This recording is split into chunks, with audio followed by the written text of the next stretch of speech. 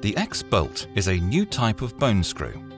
It has demonstrated increased resistance to push-out and rotation in comparison to traditional screws. Due to aging and osteoporosis, the bones of some patients may be too weak to hold traditional screws in place.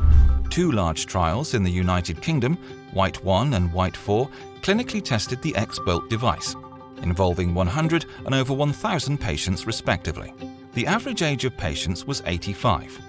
Both trials were embedded in a large cohort of hip fracture patients called the WHITE study.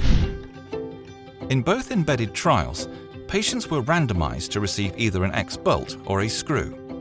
Randomization generally produces similar groups with respect to age, gender, and functional score.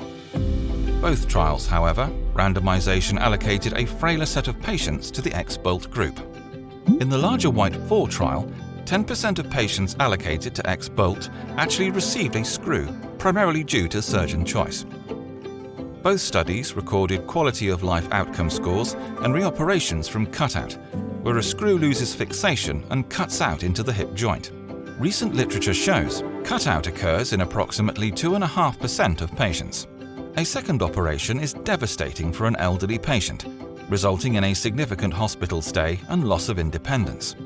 When baseline scores and implant versus implant scores are assessed, X-Bolt patients reported a better quality of life at 4 months than those receiving a screw.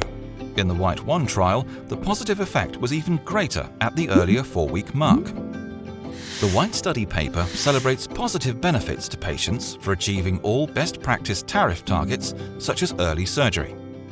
Benchmarking this sees twice the effect for using X-Bolt. Reoperations for cutout were minimal for X-Bolt, 0% in WHITE 1 and 0.8% in WHITE 4. Screw recipients had twice the number of cutouts.